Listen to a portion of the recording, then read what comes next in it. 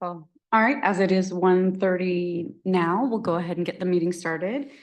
We will start with number one, which is just introductions around the room, and then we'll go, if anybody shows up online, we'll go there next. I'm Maria, Petaluma Transit. Dana Trey, SCTCA. Responding as the TCA. Kathleen Cortez, Area Agency on Aging.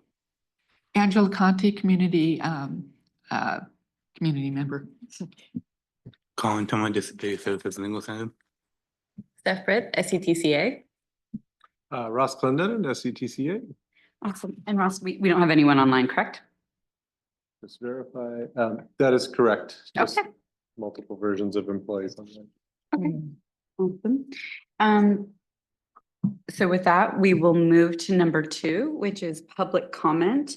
We have one public comment submitted in the packet entitled Emergency Evacuation Support System Proposal, which this would be the time to comment on that now, and then we can take other comments from the room.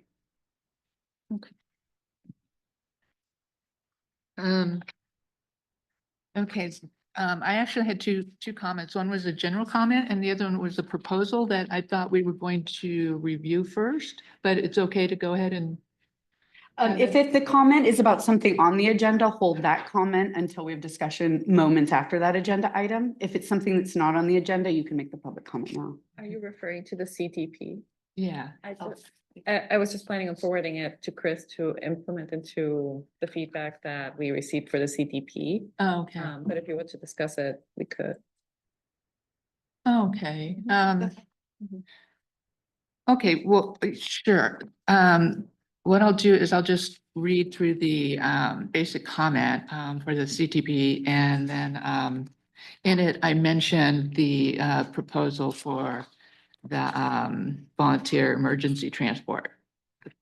Okay. Hi, dear Chair and fellow members and those in the community.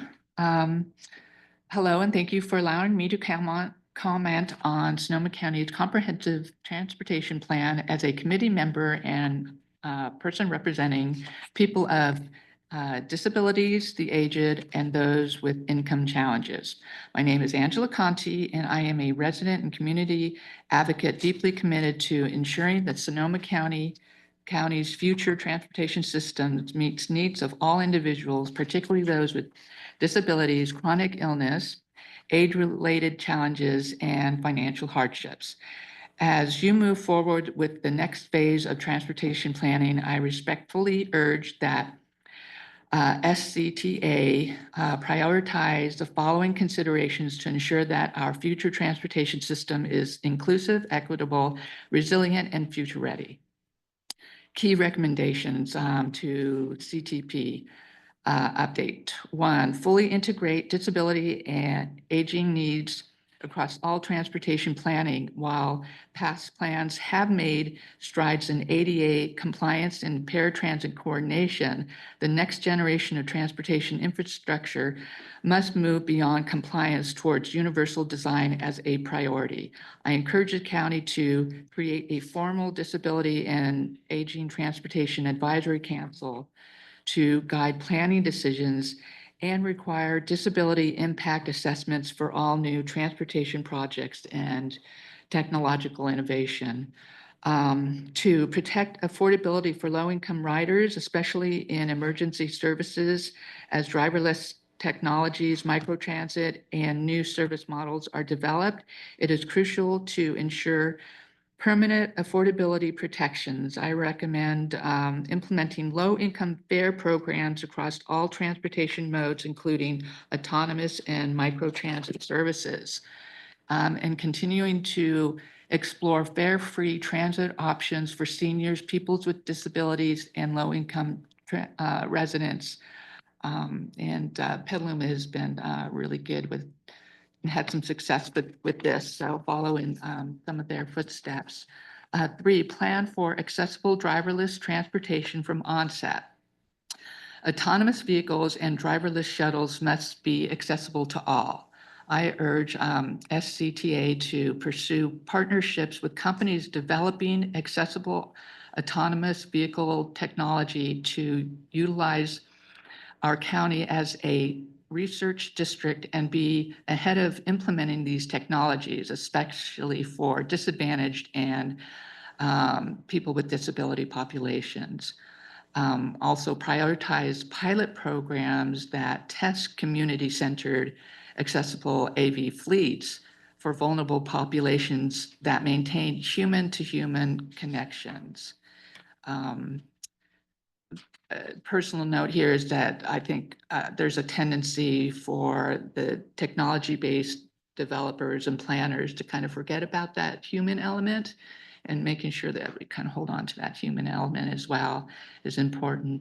Four, build crisis resilience into all mobility systems. Emergency events like wildfires and public health crises have highlighted the need for this robust. And that I'll discuss a little bit further in a moment, but by developing a crisis transportation protocol that I'll come up discuss. Number 5 is center equity and justice in all transportation innovations.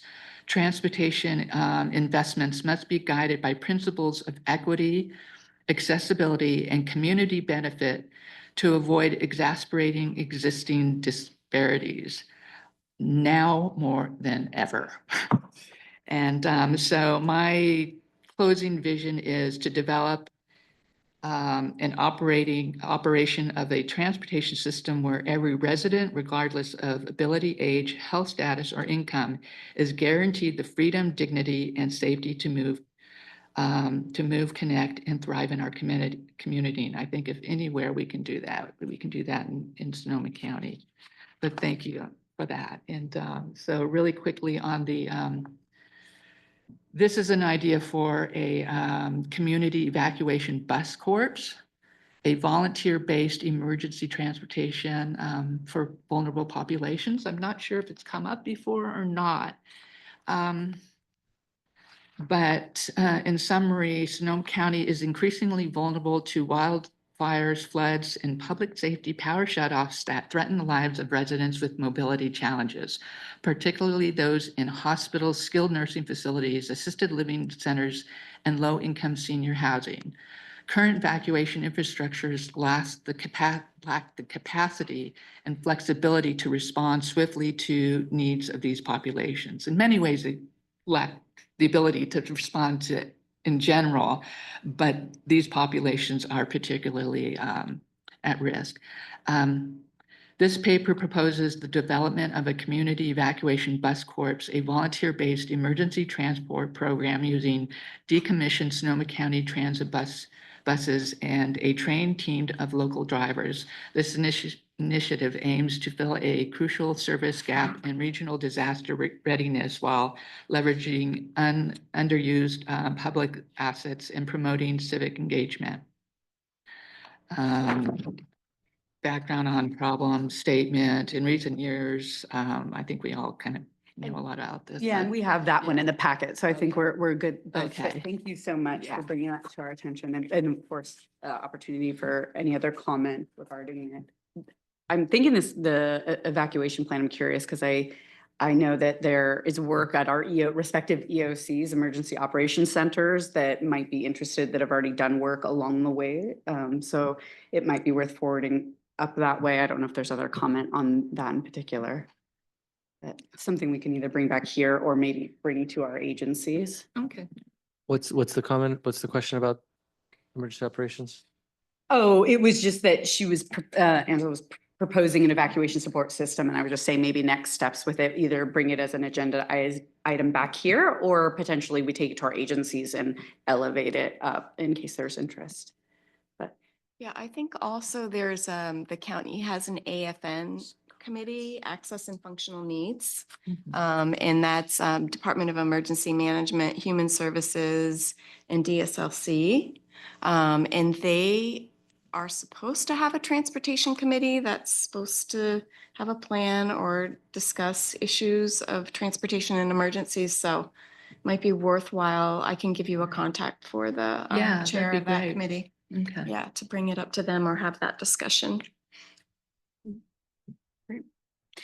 Yeah, I believe We said Santa Rosa sits on that committee, Oh, okay, cool. I believe, because it's the one Andrea Strong. I don't know who the chair is, but Jordan from DSLC, Eric Glenzer from Human Services, and I forget the person from Department of Emergency Management that's on there.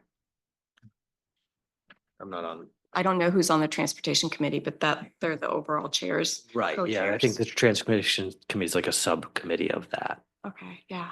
Yeah, it's hard to imagine at this point Mm. that it's not an issue that's very much being Yeah, it's thought still a about. big issue, with kind of maybe skip hands improvements into emergency operations, but, evacuations is still a big concern, especially with people with disabilities and seniors. I guess I will add, just, I know from the emergency planner's standpoint, at least the city's EOC, that the direction is that you just don't know what's going to happen in an emergency. And so what's that, where, yeah, and the resources and people have different expectations of when they are to be evacuated, so there's, suggests, there's zones that are under watch, and then there's zones where there's a required evacuation or whatnot, depending on the emergency, obviously. And so when so you have individual facilities who are required to provide their own transportation to their dependent individuals that are living in those facilities. That's one scenario. Or if it's for individual households, the guidance is that you are to provide, your first step is to come up with your own evacuation plan. So you work with your loved ones, your neighbors, because there's no way that any agency is going to be able to step in a timely fashion if there is an imminent threat. The best scenario is the people that are close to you. So I don't think that the standard is for cities to develop plans for individuals. It's so what ends up in the case of like say in 2020 in Oakmont, there was a situation where the police said, the emergency on the ground basically said we need an evacuation, and so then that's where the public agencies like us, our resources are being directed by those emergency operations on the ground. So same thing in 2017 during those fires, there was no plan to evacuate people, but when we got the call, it was like so that's why they don't make a prior plan. The prior plan is individuals making their own plan, and then in the case of an emergency, then the operations on the ground will direct the public agencies to dedicate their resources to where the police or the fire department on the ground directs us to go. Right. I remember Oakmont at that time getting a lot of support and resources, whereas some areas during the Tubbs fire, other areas were unfortunately neglected, but because that's the limited resources we have. I think you bring up another point, though, that we have a strong disconnect culture that's happening where there's a lot of people living in isolation, whether they're aged or disabilities, and they're not getting out and they don't have the family support. So that's a whole nother population that I think would be really hard that needs to be included in some sort of planning. But ideally, I kind of sort of went towards where can we impact most significantly the larger collaborative living situations. But yeah, I think all these ideas need to around how we step in and think future planning needs to be really considered, because I think unfortunately we are band-aiding a lot of what's happening too rapidly. Yeah, and I would add that even when you have a plan, it doesn't mean that the plan is followed. Like for instance, in 2017, Verena, which was a very high-end assisted living, long-term care facility, by their license, they're required to have an evacuation plan and a place for their people to go during the fires. However, we know that their residents were not evacuated and people were left to die there because the staff abandoned the residents that were living there that had dementia, no power. And it was very disastrous. And those things will continue to happen, unfortunately, because not everybody is going to follow the plan or know about the plan or, care about the plan, basically. They're trying to save themselves. And most of my, my proposal is around, rather than throwing a lot of money that we don't have into creating, more police and fire to jump in and do all these things. It's more of coordinating a public system where at Verona, that's what many of the people were rescued by were just family members or local community people stepping in. I want to honor this topic and definitely give it the space beyond public comment. And I think these kind of conversations are what help elevate these issues because every agency handles these things differently, but understanding how each agency and how it can work for the city. So I think, again, maybe potentially bring it back, but let's all kind of go to our respective spaces to make sure this is the best format for that. Does that work? Mhm. All right, well, awesome. Let's move, is there any more public comment? Nothing, one came on. We'll move to agenda item number 3, which is just the approval of meeting notes for March 18th. This is your time to give us any additions, changes, comments to change. All right, and if there isn't any, then we just need a move to approval of the meeting minutes. I'll make the motion. Okay, in a second. You can just yell second. Okay, thank you. Sorry, oh God, of course, mine's working way too well. All right, anybody opposed or abstain? All right, meeting notes are approved. We're going to move to item number 4, and we discussed this last time, election of officers, and you may be wondering why it's back on, because I am currently serving as the chair. However, I will no longer be able to fulfill those duties as chair. Just to remind you, this is not that bad of a role. It's a great way to connect with your community, think about what other resources you can bring into the space. The time commitments, you're doing it now. Of course, will look at the agenda ahead, talk about potential items, but this is reintroducing, we will need a new chair because I will no longer be with the city of Petaluma, or at least in the area. So this would be an opportunity to ask questions about the role and then nominate somebody to be our chair. So can anybody in the room be chair? What was that? Can anybody in the room here be chair? It doesn't have to be a Any transit. members, and I believe everybody in the Room room is a are member. members. So Mhm. yes, and just to clarify, this would be a commitment through the end of the calendar year because we do elections Mhm. at the beginning of the year. So it's, fairly light commitment.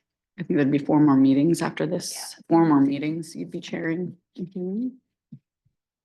Kyle, do you have any interest? I don't, I'm expandable and within the CLC, so I don't have any interest right now, but thank you. Uh-huh. Mohammed, do you have any interest? I asked. Already vice president. So that would be a natural. It can be double. Natural fit. If the chair were to be you, hypothetically, we would then move on to nominate a vice chair right now. Mhm. No, I'm not interested right now. No, You- he you says are? no. How about you? I mean, I could We totally didn't do it, for a long but time, yeah. You're the only one who didn't do it. I don't particularly need to do Actually, it. John, you and John, that's all you do. John's got a longer, he's got a longer distance to drive, so. Yeah, that's a long distance to drive. He can't always be here at the meetings. But sure, yeah, John.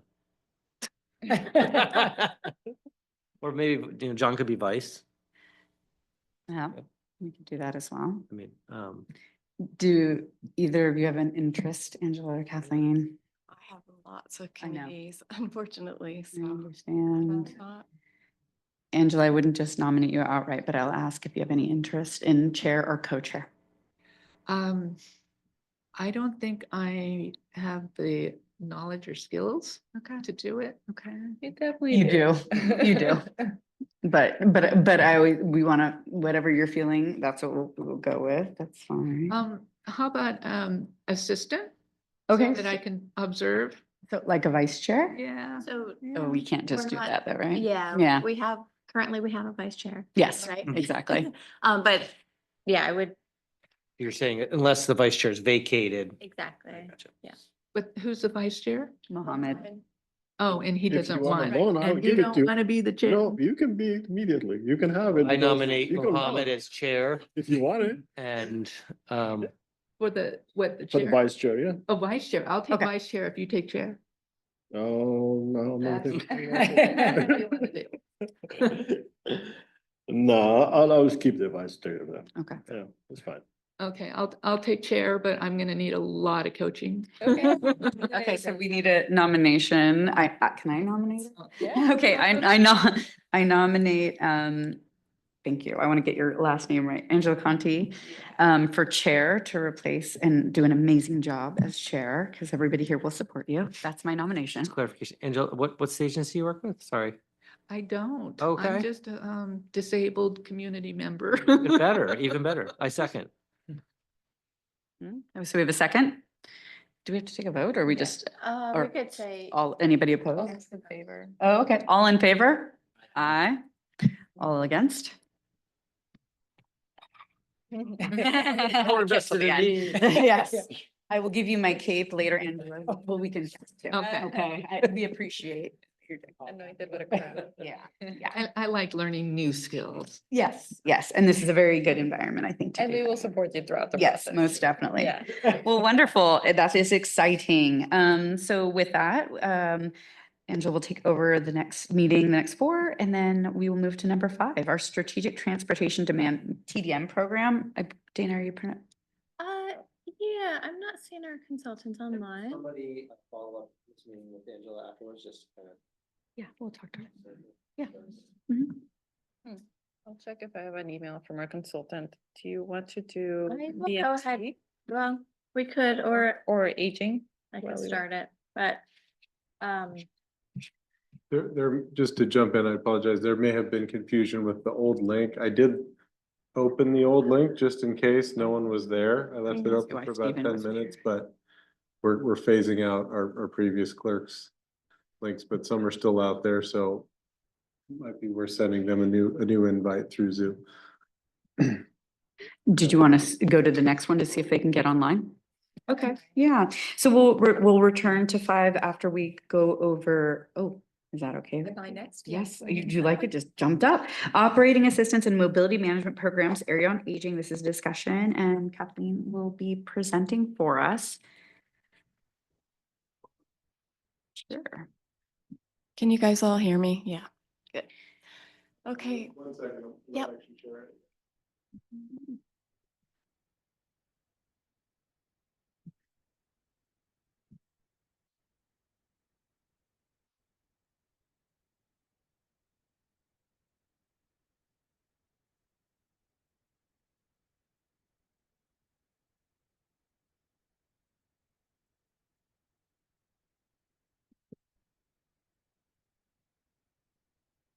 Can share the slide deck in the agenda packet. You want me to do that?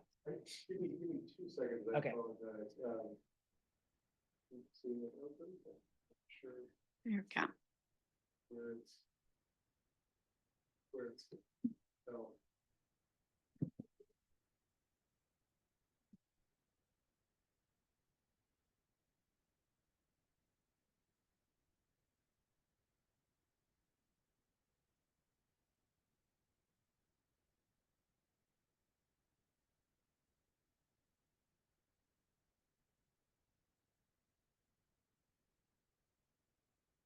Yeah, yep. It's open. I'm not sure why it's not on. technology. And just to give a little background, this is, Catherine, and I know she'll go into, it, we've been talking about mobility manager roles, and so that's gonna be what we're discussing.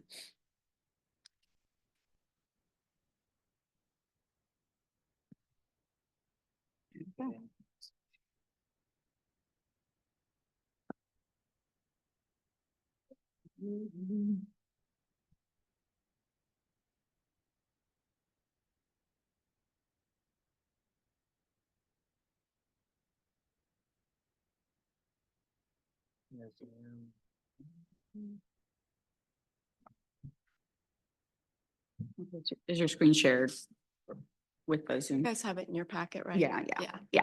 So basically, the Federal Transit Administration comes out with a request for proposals every 2 years for a formula grant. It's called the Section 5310, or Enhanced Mobility of Seniors and Individuals with Disabilities Program, Section 5310. And the goal of the program is really to improve the mobility of older adults and people with disabilities, removing barriers to transportation services, and expanding mobility options. The key to the grant program is that projects that you apply for need to be recommended in the coordinated plan to receive consideration for funding. So next slide. Next page. So in our area, we're the Bay Area, which is 9 counties, and our jurisdiction falls under the Metropolitan Transportation Commission, or the MTC. And the MTC publishes the Coordinated Public Transit Human Services Transportation Plan. So say that 3 times. AKA the Coordinated Plan. So the Coordinated Plan is really the blueprint for the Bay Area for planning, funding, and coordinating transportation for older adults, people with disabilities, and low-income populations. So it identifies transportation gaps, solutions to address the gaps, and provides recommendations to improve mobility and coordination. So if you were to click on that link, it would bring you up to the coordinated plan, and it kind of looks like this. And it covers all of the Bay Area, so the 9 county programs. So next slide. So in human services, we applied for 2 grants under this Section 5310 for 2 years, and we were funded for both grants. So for the next 2 years, we have an operating assistance grant and a mobility management grant. So next slide. So for the operating assistance grant, we aligned it with the MTC recommendation to improve transportation access to healthcare. And with that grant, we will provide transportation vouchers, or basically a pot of funding that can be used for transportation services. So it could be Uber, Lyft, taxi, Wheelcare Express, any non-public transit service can be used to provide transportation to clients. And these are our adult and aging clients. We call them safety net programs. So they're low-income programs, mostly Medi-Cal, people with disabilities. So in-home supportive services, which we have over 8,500 clients currently, adult protective services, veteran services, public authority, and home and community-based services. So all of those programs can have access to the transportation funding to get clients to healthcare and medical appointments. We also have the ability with the grant to provide mileage reimbursements. So there is a potential for community organizations like Council on Aging or other senior centers to access funding to provide mileage reimbursement when there is no transportation services. For example, in Cloverdale, if there's no taxis or Ubers or any way for people to get to services in the urban areas, there's a potential to run a mileage reimbursement program. But currently, given the federal regulations with grants, it's a little bit more difficult, the procurement, so we haven't gone that route. Next slide. So the biggest grant program that we have, the largest grant, is the Mobility Management Grant. And this is aligned with what we've spoken about here, MTC's recommendation to designate a mobility manager in every county. So basically, it's kind of like a one-stop shopping. People who need transportation call or go online to look for resources to find transportation services for their recommended destination. So at Adult and Aging, we have what we call the ADRH, which is Aging and Disability Resource Hub. We have a phone number, which is the 707-565-INFO, where older adults, people with disabilities, caregivers, family members call to get resources on all kinds of things. We have these published these directories, and it's also online, so people can access food information or food programs, transportation programs, case management, all kinds of programs. But for this particular grant, we're funding a full-time social worker, bilingual, to really navigate the transportation resources for the callers. Transportation is the largest, one of the top 5 problems we hear about, or issues with older adults and people with disabilities, is they can't find transportation when they need it. So this particular grant will fund a full-time social work assistant to sit in the ADRH, in the Aging and Disability Resource Unit, and they will be providing transportation resources to callers and social workers, anybody who calls needing resources. So they will provide referrals to paratransit and other transportation services.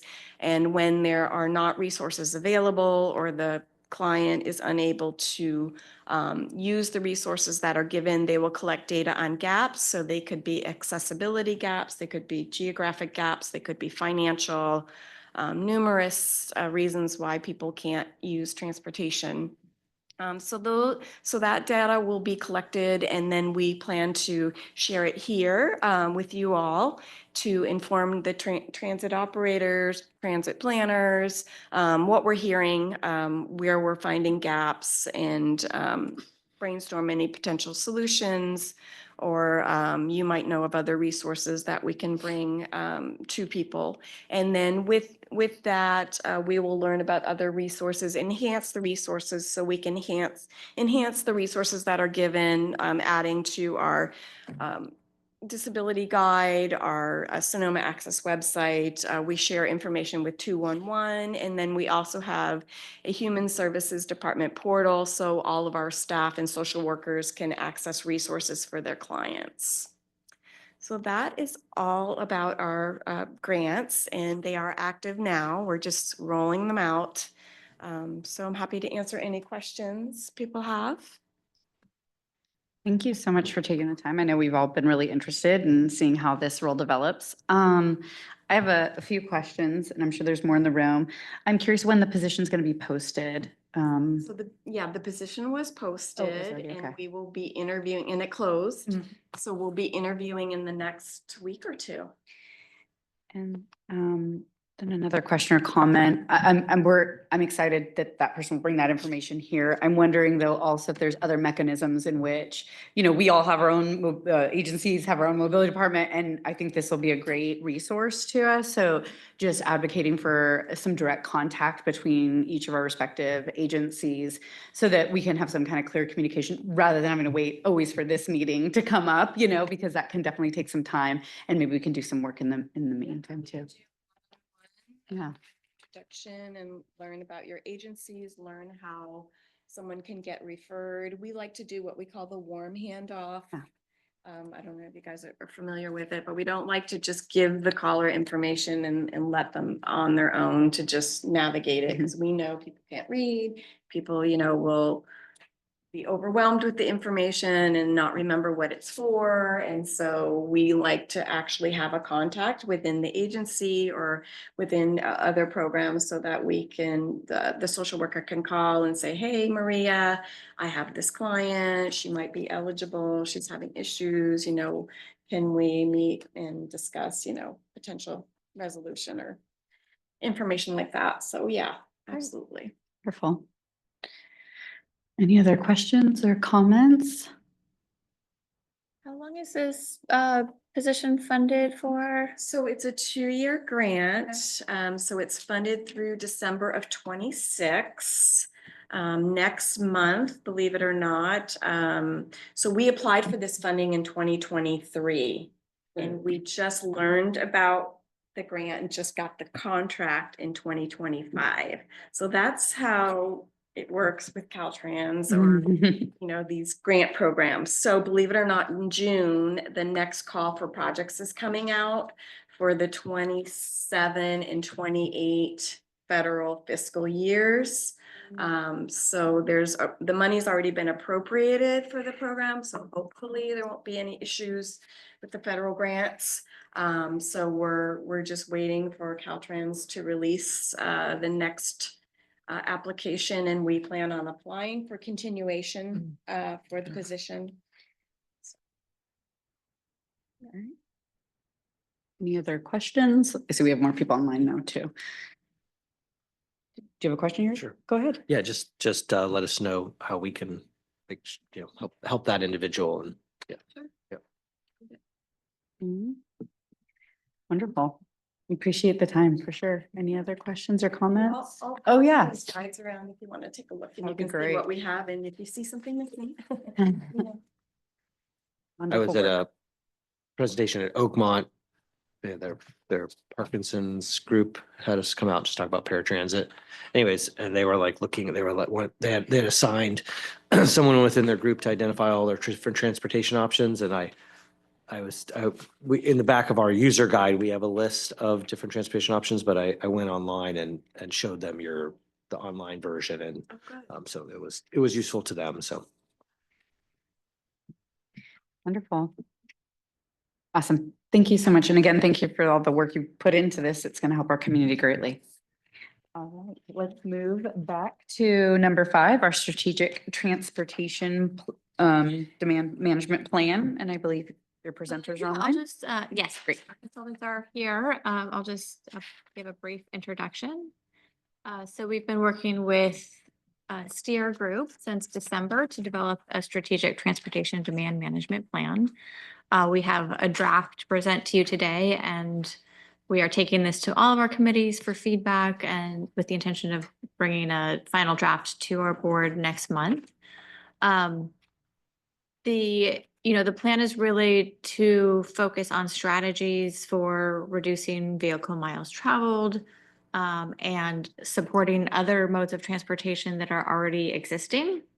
So it is really non-infrastructure and non-fixed route transit programs that kind of support active and shared modes of transportation.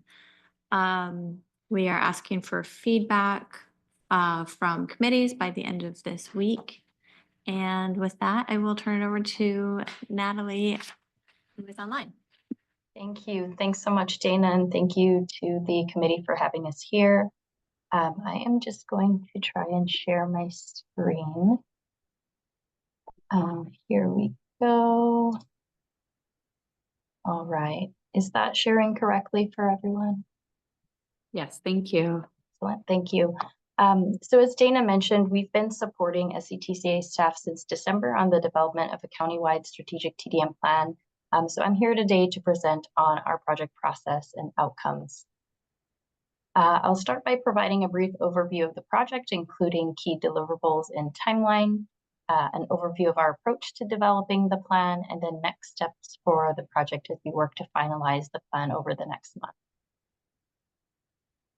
So what is TDM? Transportation demand management includes coordinated strategies to change travel behaviors, increasing the attractiveness of various travel options, all that to contribute to an environment that's suitable for lower rates of vehicular travel. So really the key piece there is that travel behavior change, and then increasing the attractiveness of shared and active travel modes. So common goals of TDM including reducing traffic congestion and improving travel efficiency, lowering greenhouse gas emissions and improving air quality, as well as promoting equity and access to transportation options. So why is TDM important in Sonoma County? We start off by recognizing that there already is TDM happening in Sonoma County today. But we also recognize that there's still challenges that we want to address and opportunities that we want to capitalize on. A few key challenges that are present today include convenience culture. So what we mean by that is related to the high rates of vehicle ownership and drive alone rates, which is supported by a lot of abundant free parking And then transit service limitations. So current service today predominantly focuses on the 8 to 5 commute schedule along the main north-south corridor. And that limits access for shift workers or students who may have evening classes and residents in less populated areas. There's also equity gaps. So residents who are transit dependent and live outside the main urbanized areas face limited mobility options, particularly in the eastern and western parts of the county. That said, there's also opportunities that can help set the stage for a successful TDM, including the fact that we see majority, 60% of trips that are under 5 miles. And this is ideal for shifting to first last mile solutions, biking and walking, particularly for those shorter ones. In terms of biking and walking, this is supported by the favorable geography and climate, where the mostly flat terrain in those populated areas and the mild climate make active transportation attractive. And then as the urban context across the county evolves, there's a key opportunity for land use policies to support travel behavior change, particularly through things such as transit-oriented development and parking management. So the strategic TDM plan seeks to bolster both existing and new efforts by defining recommendations for context-specific, primarily non-infrastructure strategies to reduce single occupancy vehicle travel. And so to meet that objective, we had 4 key phases in the plan development process. We started by conducting an existing conditions review and stakeholder engagement. We then moved to identifying desired TDM strategy outcomes, which was instrumental in conducting the subsequent strategy evaluation, which resulted in a prioritized list of TDM strategy recommendations. And then finally, we developed an implementation roadmap, which consists of recommendations for SCTCA to help focus efforts and support local agencies in TDM implementation across the county. And on the next couple slides here, I'll walk through some of the key takeaways from each of our project phases. So starting with the review of existing conditions. Here we looked at TDM related plans, studies, and policies, as well as current services and programs to establish a baseline understanding of the TDM landscape in Sonoma County.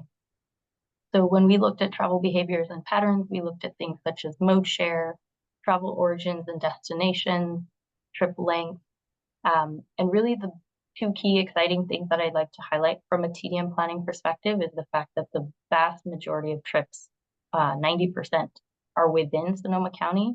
And that means that we have the ability to influence mode choice and options available for people, both at the origin and destination side of their travel. And then those short trips, so 60% of trips being less than 5 miles. In terms of mobility needs and gap areas, our review identified the need for non-drive alone travel options for those east-west connections across the county, and then north-south trips that are currently not available on SMART. And then for those shorter trips, expanded shared micromobility options such as bike share within city centers and in other areas where the active transportation infrastructure exists for safe travel. And then as we're thinking about bridging mobility gaps, there's a need to create awareness through marketing and promotion to help make that behavior shift possible. The second key piece to the first phase of our work was stakeholder engagement, which consisted of convening a project partnership committee. The committee has been instrumental in shaping the plan throughout the course of the project. In March, we'd held 2 focus group discussions to gain a deeper understanding of countywide mobility needs and challenges.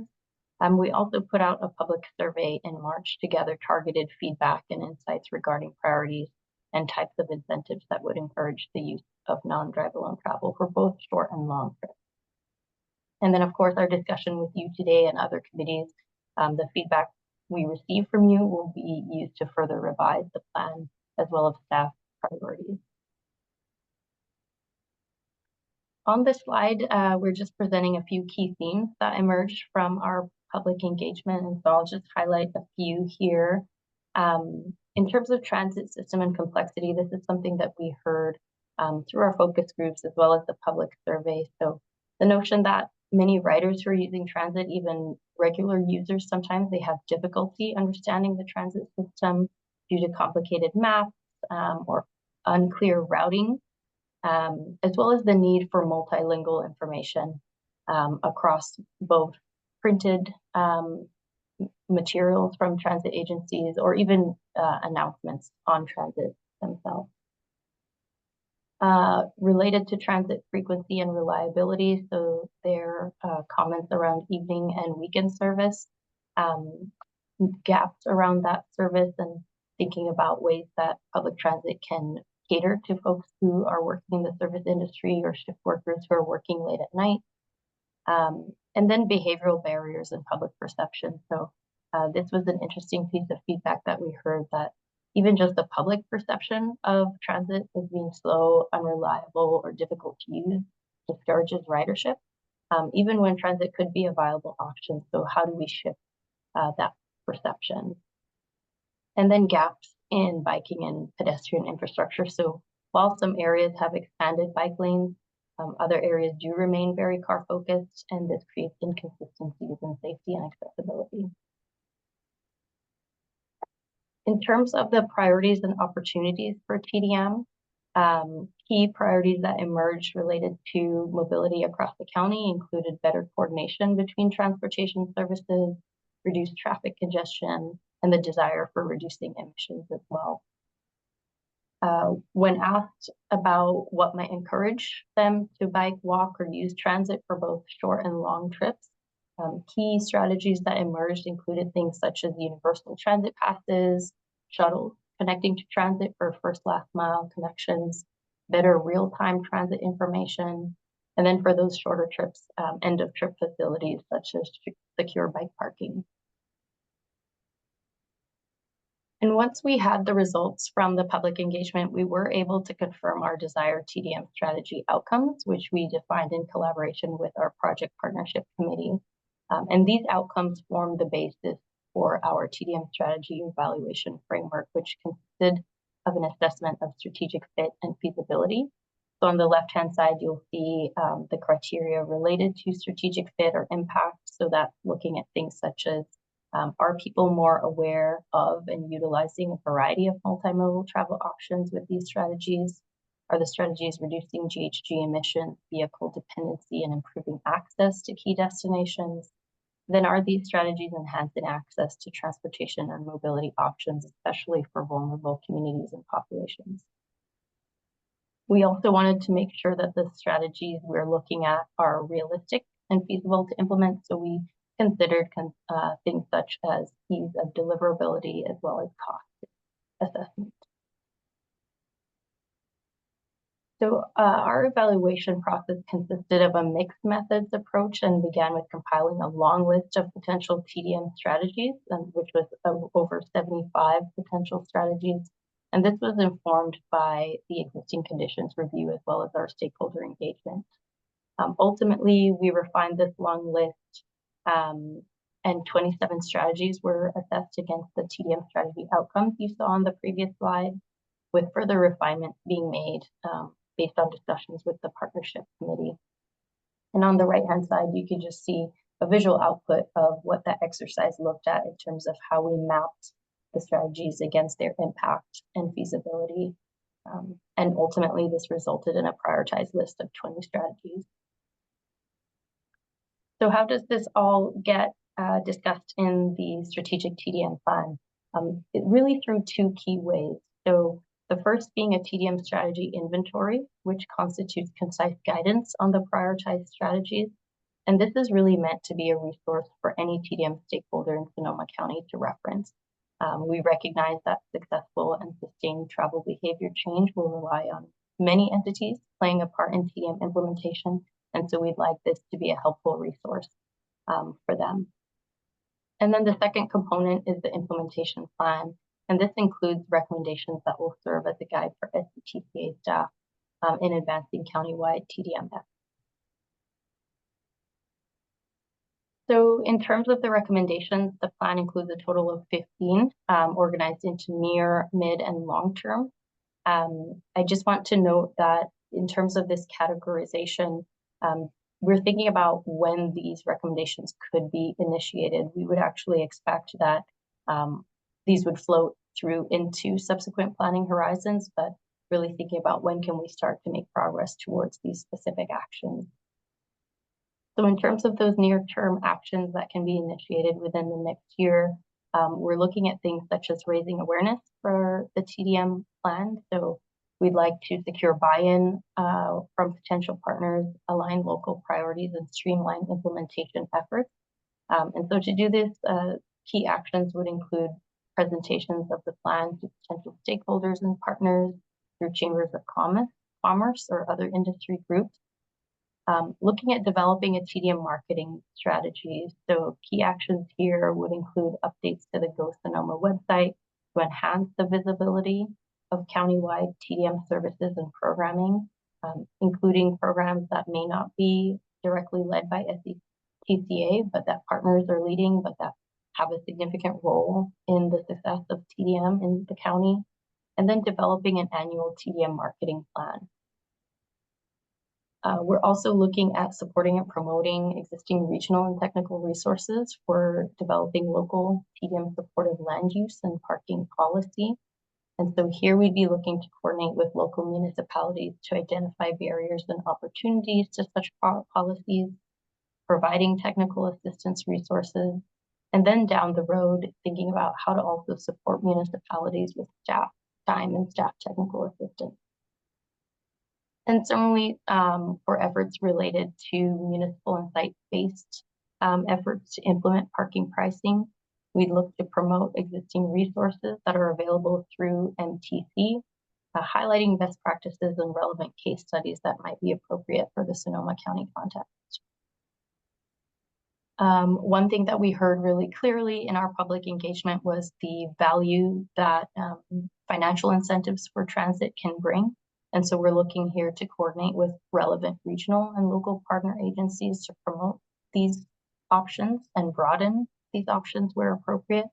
So this would include things such as promoting the Clipper Start program and targeted outreach to large employers that are proximate to SMART regarding the Clipper Bay Pass program. And then to address some of those key first last mile gaps that exist today, looking to coordinate and collaborate with partners on first last mile priorities around shuttle, transit network companies, and micromobility expansion. So really thinking about how we can define specific priorities, identify those public-private partnerships to deliver solutions, and then in the longer term, execute the implementation of new services. We're also looking to enhance existing programs. So the Emergency Ride Home program, that program exists and will continue to be a key support program. And so here we're looking to make it more user-friendly by simplifying the reimbursement process. And then finally, to develop a TDM funding plan and program for the near and midterm actions. So as an extension of its current funding administration role, SCTSBA could develop a regular funding program to allocate some Go Sonoma funds to TDM programs led internally or by outside agencies or organizations.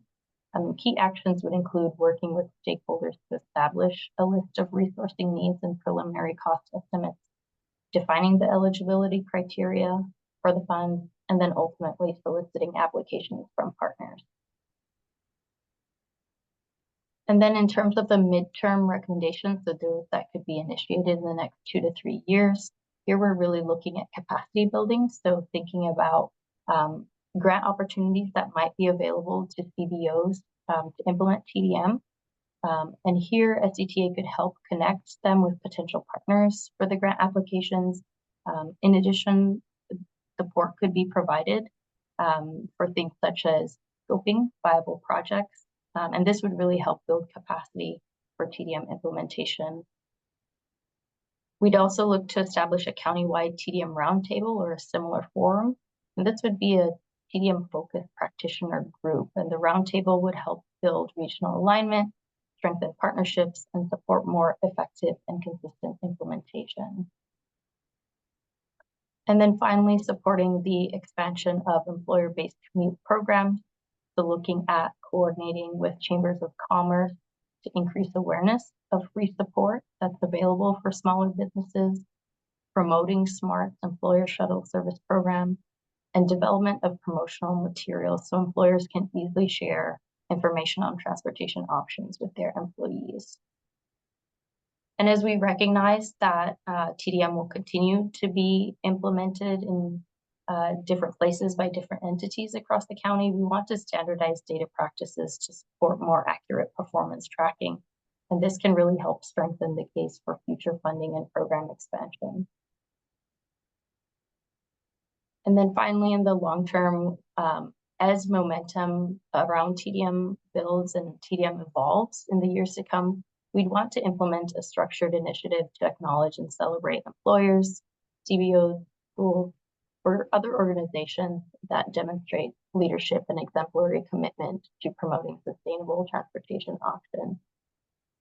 And this can help maintain momentum by offering public recognition and positive branding opportunities and help foster a culture and support for shared and active travel. And then finally, we'd look to update the strategic TDM plan in that 4 to 5 year horizon. So recognizing that travel behavior, technology, regional growth patterns, and community needs are constantly evolving, we'd want to refresh the plan to ensure that it's reflective of current needs and opportunities. So that concludes the presentation piece on the draft plan and the recommendations. In terms of next steps, we'll be engaging with additional SETCA committees over the next couple of days, and then ultimately going to the board on June 9th. We're capturing feedback received at each of these meetings, and we'll be working to refine the plan with the aim of having a final plan by the end of June. And I think in the agenda package, it includes a link to where the draft plan is posted on the SETCA website. So we'd welcome written comments by May 23rd, but also happy to open it up for questions and discussion today. Thank you.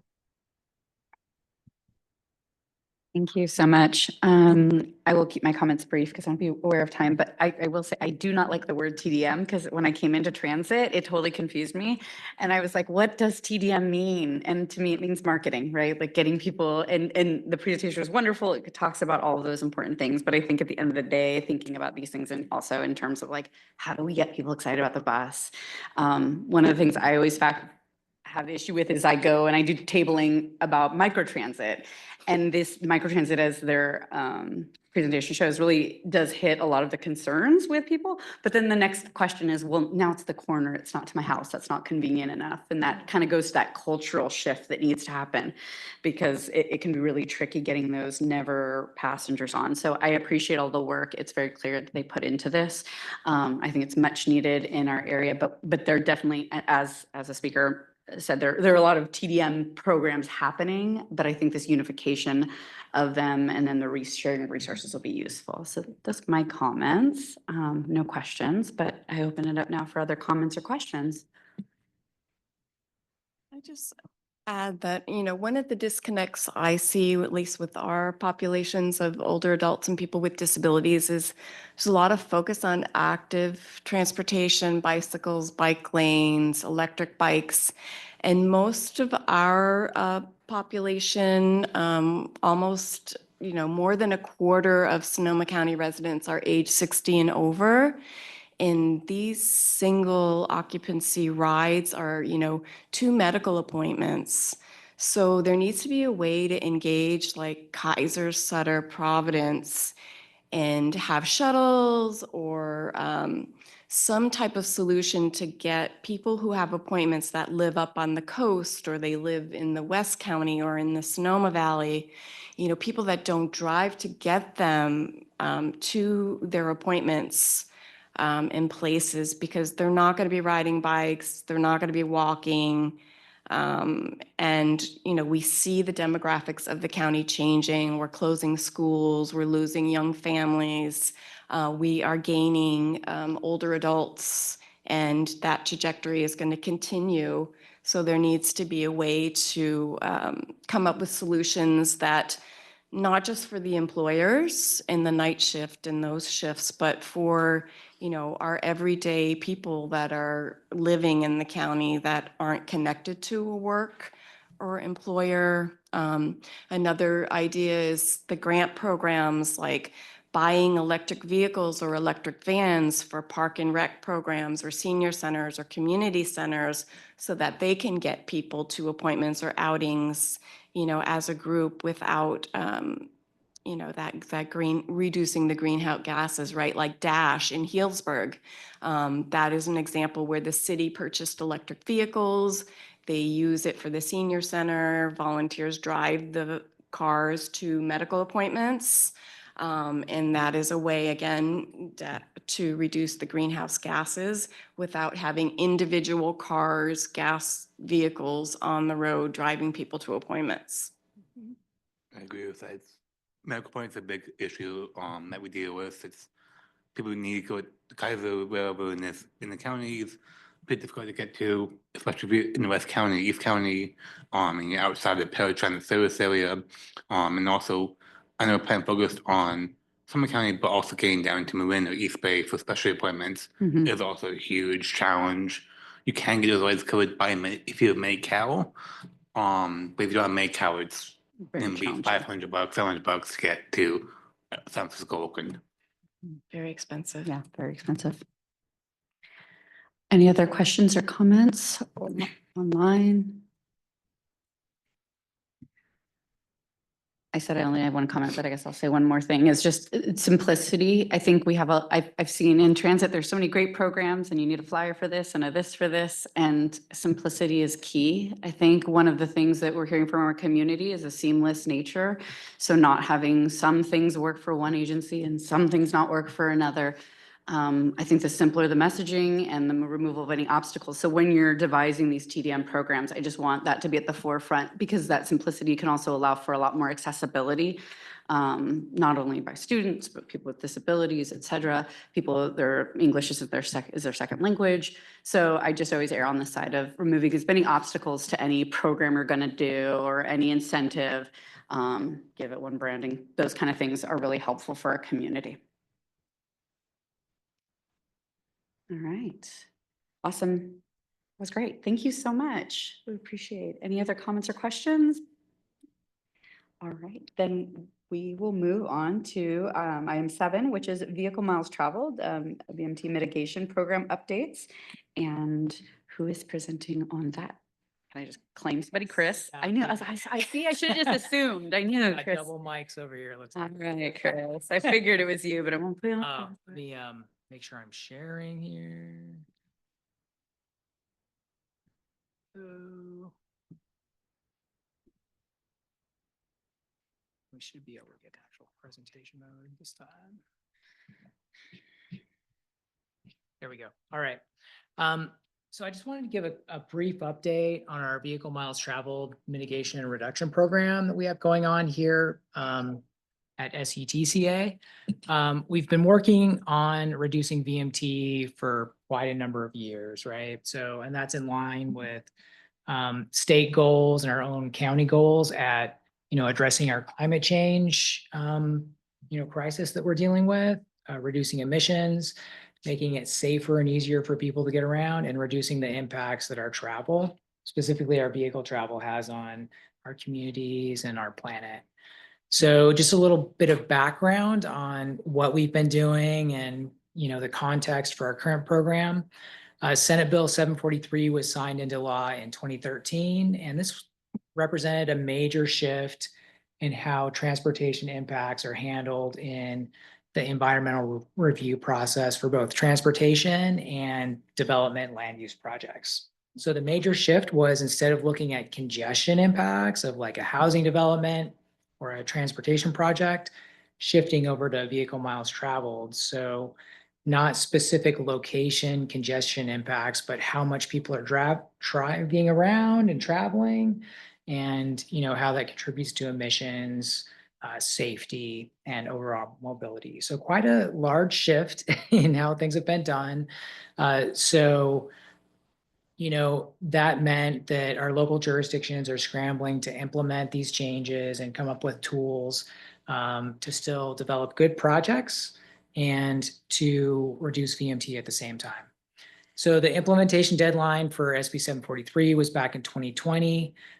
So a number of our local jurisdictions, including the city of Santa Rosa and other smaller jurisdictions, have some policies in place to implement VMT reduction. To assist with that, we've been doing a lot of analysis on VMT rates and locations that travel is lower in the county, and also released a reduction and mitigation calculator back in 2022 that can help project sponsors and jurisdictions identify things like travel demand management, transit improvements to reduce VMT in project location areas. So after all that work, we've still recognized a need for offsite mitigation. So there are ways to reduce VMT from a housing development on site, like providing bus passes and shuttle services and, bike racks, things like that. But sometimes that isn't enough, and there's a need for a more regional approach, like improving bus service across an entire jurisdiction or region. So we applied for and received funding through Caltrans to look at this more specifically and come up with ways of assessing and setting up a system for that offsite mitigation. So that's what we're working on right now. So the goal of our current work is to develop a vehicle miles traveled reduction program for development projects. So that's on the housing and employment side.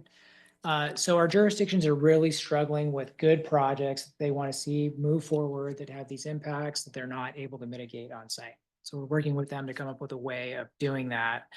And we're looking at ways of setting up some sort of bank exchange or fee program that project sponsors could pay into to implement good things like TDM, transit improvements, things like that to offset their VMT and emissions. So we've been working with a project TAC on different ways to reduce VMT. It includes things like capital improvements, like building bicycle facilities, crossing enhancements, things like that, buying new buses for more service, right? So that's on the capital side. Also looking at service improvements like better headways, higher frequencies for transit, bike share services, emergency ride home programs, things like that. And that's moving into the program side as well. So providing free transit passes, shuttle services, things like that are all ways to help people shift away from single occupant vehicle travel into, other modes of transportation that are lower impact. So we're leaning towards an exchange program. So there are a number of different, technical ways of setting this up. So what we're leaning towards now is a system where a project sponsor could come in, be directed to a few different types of reducing VMT and implement those. So for example, a housing developer could have a housing development of 200 units, there'd be a VMT impact. They'd be able to select from a list of things that could reduce VMT, like buying 500 free bus passes or setting up a bike share station or paying for a certain amount of transit service improvements, things like that. So that's the sort of framework we're moving towards. Part of what we're doing as well is selecting a method for identifying VMT reducing projects that could be eligible for those, the proceeds or the funding through the program. So there are a number of things that we need to do here. We need to be able to quantify the VMT benefit, really important under CEQA and the environmental process. It has to be permanent, so monitoring is part of that as well. So it can't just be a one-time thing. It has to be ongoing. It can't already be funded. So there's a concept called additionality in CEQA that we need to be looking out for. So that basically means that whatever is being implemented as part of mitigation needs to be something new, not something that's already going to be happening and you're just offsetting costs or moving those around. It should be countywide or regional in scale, be cost effective, and then we'd like it to benefit our equity priority communities or communities in Sonoma County that really are struggling as far as income and mobility are concerned. So here are the few things that our project TAC has identified that could reduce VMT that may be part of this initial program. One is affordable housing. So there's a lot of research that shows that affordable housing located in the right location can reduce VMT. If people are able to obtain and find housing, appropriate housing that they can afford near where they work and where they want to go. Trips are shorter, their mobility is increased, and overall travel is reduced. So that's likely something that's going to be part of the initial program. Transit service improvements, both on improving headways, increasing overall coverage, so where the bus goes, and extending service later into the evening have all come up as potential improvements as well. On the program side, things like e-bike rebate programs and extending or adding new stations as part of our electric bike share program could be implemented. Travel demand management reward programs, or a lot of the things that are showing up in the strategic TDM plan, could also be implemented or receive funding through this program. Reduced or free transit fares, definitely on the list. So we'll be looking at that more closely in coming months. And then travel demand management in general. So we'll be looking very closely at the plan, the draft plan that's out right now. Yeah. You mentioned that purchasing of transit vehicles was one, but I just didn't see it on that list. Yeah, it could fall under those service improvements Okay, as well, definitely. because you mentioned it's capital earlier, so I just. But Yeah, there's a lot of crossover there, right? Like if you were going to extend your service 2 hours, you'd likely need a new vehicle, potentially need a new vehicle to cover that service, right? So that definitely could be in the loop or included in this. Extending service into the evening wouldn't. But Okay. higher frequency in the day would. That would, okay. So we've held a number of stakeholder groups as well to get some feedback. So thank you we have a member of our TPCC that participates. So thank you for your feedback. So here are some of the major themes we heard about types of VMT reducing items that they'd like to see implemented here in Sonoma County. One is affordable housing, so building more units, locating those near where people want to go. We also heard from a number of our affordable housing developers in the county that even doing things like building bus stops and bus stop improvements near affordable housing sites could help them compete better for state and federal grants. So improving that transit service and the non-motorway service around those locations could also be beneficial on the affordable housing side.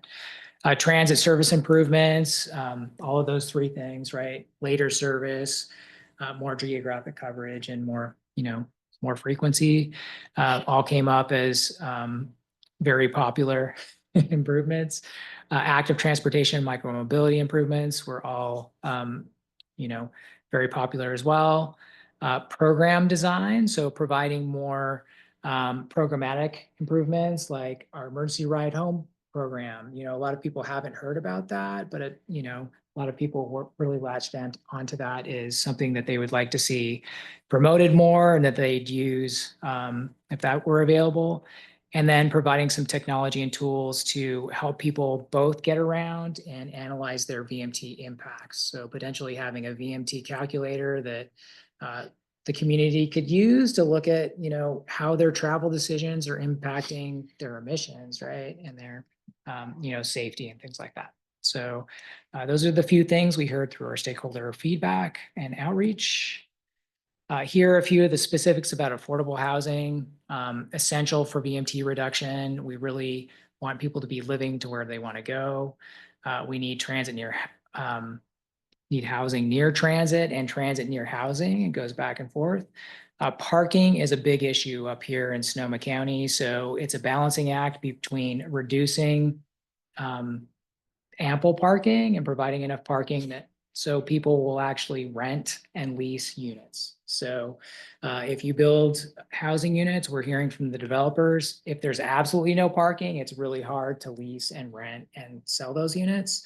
So if you can provide at least some parking and not overpark certain areas, that's something we need to be paying attention to. And it's important to have options as well. So if you make it difficult to drive, we need to be providing good connections for active transportation and transit service as well. Looking at transit service specifically, big priority in rural or underserved areas. It's hard for people to prioritize transit if there's little or no service. And then we also heard a lot about on-demand transit and volunteer driver programs as well. So how important those are. Potential resources could be available for those sorts of programs through the VMT mitigation program. Looking at active transportation and mobility specifically, so some of the specific things we heard, there was support for e-bike rebates. Sonoma Clean Power had an e-bike subsidy and rebate program a number of years ago that was very popular. There's interest in bringing something like that back. So making it easier to purchase or get an e-bike. Bike share is also quite popular and people are interested in seeing more stations and more bikes out as part of that program and seeing that stay around. And then in almost every meeting, we heard a lot about the protected bike lane infrastructure. So separating people that are walking and biking from traffic. So having either class 1 multi-use bike and walking paths, or like we're seeing here in downtown Santa Rosa, having separations and barriers between people walking, biking, and driving. When I hear people talk about that, I think more about street paths Yeah. than on streets. So I mean, I know that's. We've heard a lot about both. So people definitely, the creek paths, if you are completely separated, that's really popular, but as part of our outreach, we heard a lot of really good things about at least providing a little bit of separation. And I think that's in line with what we were hearing as part of the ATP as well. Yeah, absolutely. I think that, yeah, definitely both are benefits. There's also some complications to both, right?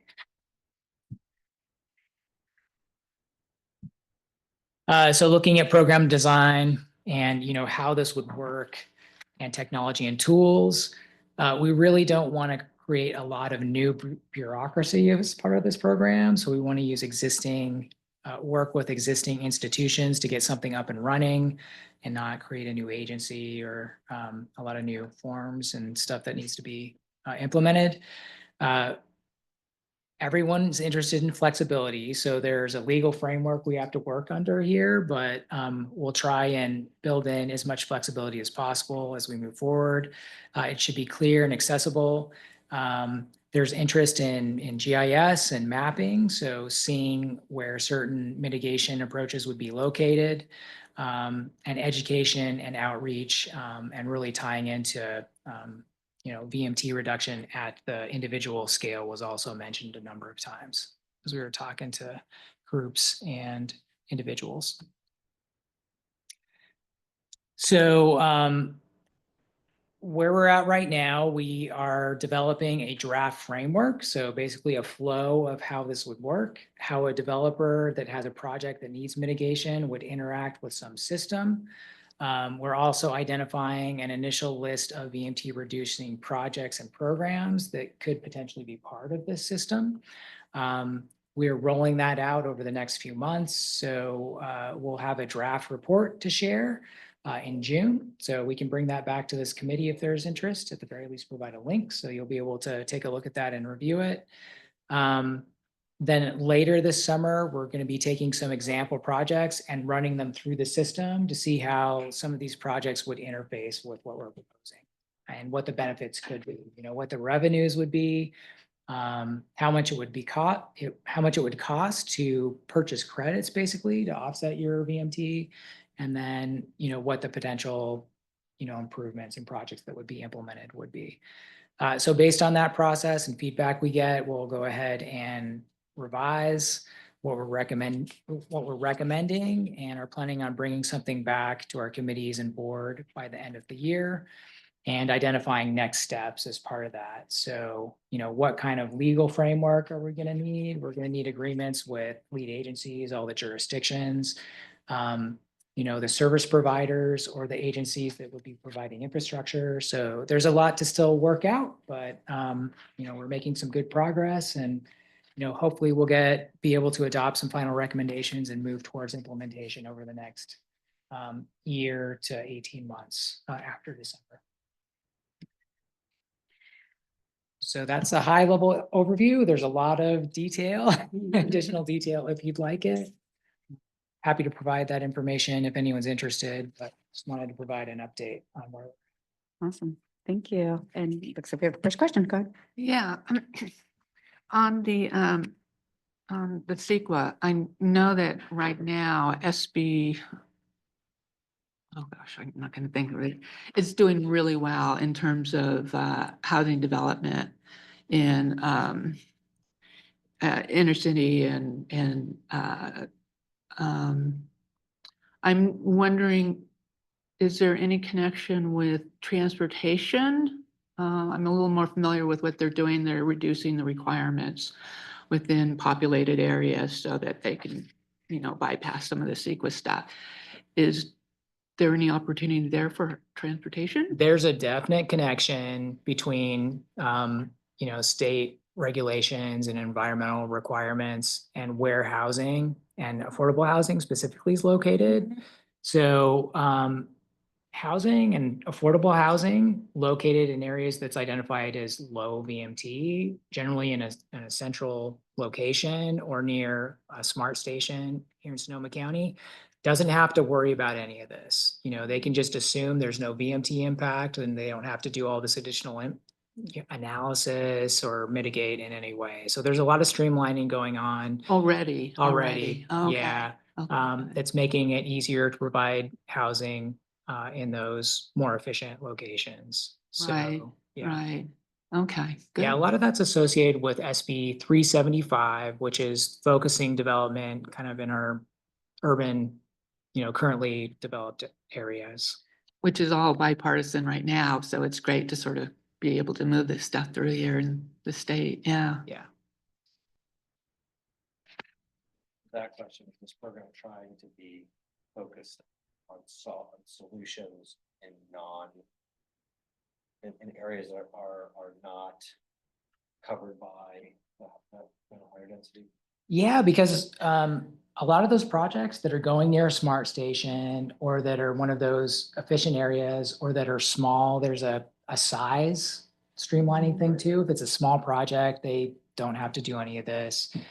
This is for projects that aren't eligible for that streamlining, right? And a jurisdiction determines that it's still a good project that they want to, pursue and push forward. So this program would provide a pathway to kind of mitigate for that VMT and get through that process. I guess my question, the funds that are created, the banking that's done.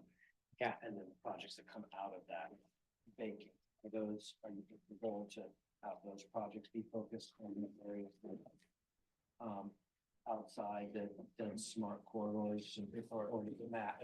It doesn't, not necessarily doesn't have to be connected, right? The goal is to reduce VMT. Right. So if that can be done easier in the more efficient locations, which it probably will be, right, that's likely where a lot of the implementation will happen.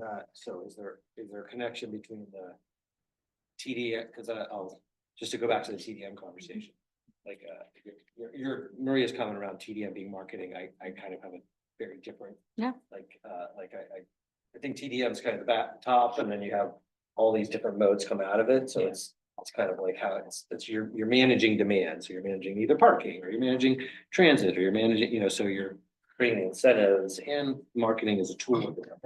But I guess my question is, could this program be used to fund a TDM agency that then kind of that is able to do that brokering or that negotiation in terms of what, supporting, lawyers, supporting housing in terms of TDM strategies that get deployed. I mean, because you're talking about actually TDM tools in here, but why not use these funds for it to actually on the agency that deploys?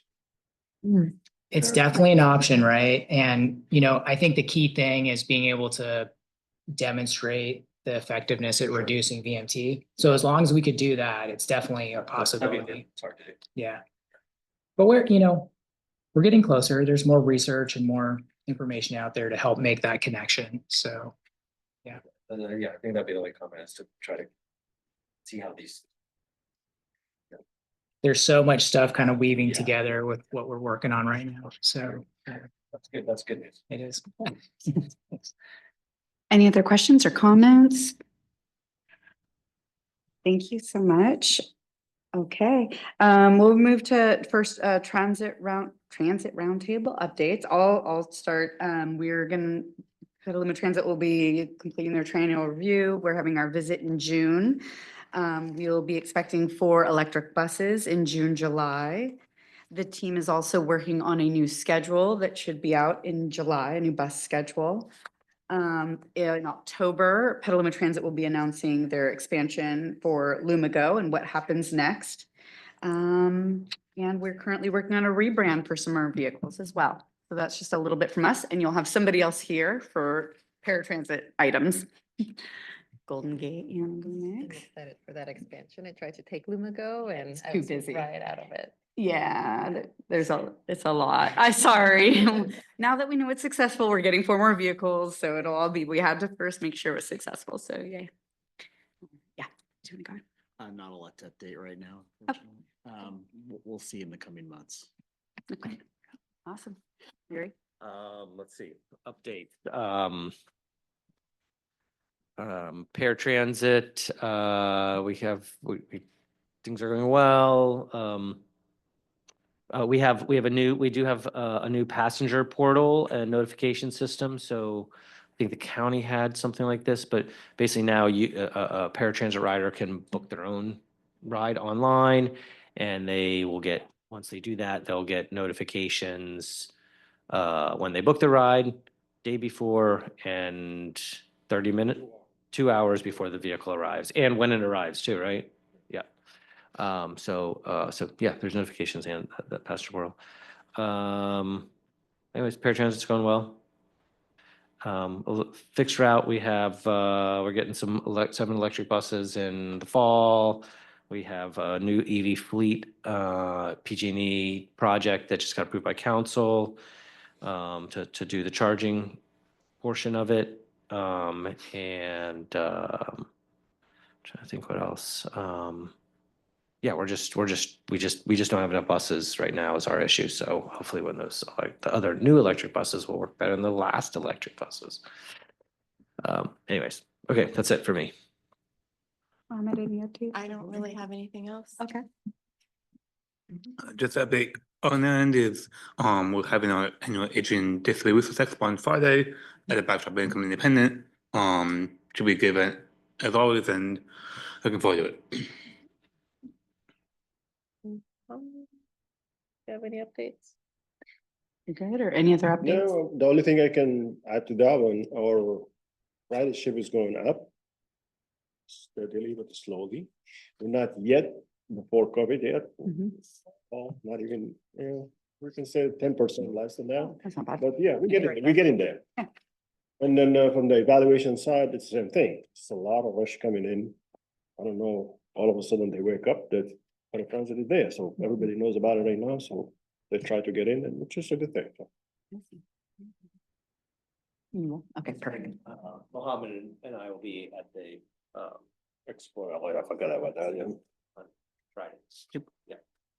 Any other presentations? Awesome. Thank you, everybody, for the updates. And future agenda topics, Steph? Yeah, so we've been working on a community-based transportation set of plans for South Santa Rosa and Roanoke Park. So we'll let you know how our outreach went for phase 1 next time, and probably we'll have some more information on safe routes to school. So looking forward to that. And the next meeting is June 9th. Oh, sorry, June 15th. Awesome. Any other business? Yes. Yeah, I just thought of one. I do a lot of work in the housing authority, or I'm on the housing authority, and so I do a lot of stuff with housing. And I am starting a relationship with James Ehrlich at Stanford University, who has the he's Regents in cities and international development of city formations. And he has something called Village OS. And we're talking about bringing it to Sonoma County and utilizing it for housing development. And it occurred to me with some of the stuff I heard today that it might be kind of interesting to talk with him about how transportation can also be brought into that discussion. We have a housing meeting, so let's connect on that and bring that there. That might be a little more relevant. Okay, a housing meeting? What is Yeah. that? We just talk about housing needs in the area, Okay, but it's very informal. yeah. That could be a good topic for them. All right, thank you for that. If there's no other business, thank you for letting me serve and I will adjourn. Somebody's got to turn that. I'll go do I know, I'm gonna say. I don't think you understood, it's not housing related, it's transportation related. No, it's. That's about 7 that goes all the way up and down. Recording and Okay. And then Yeah.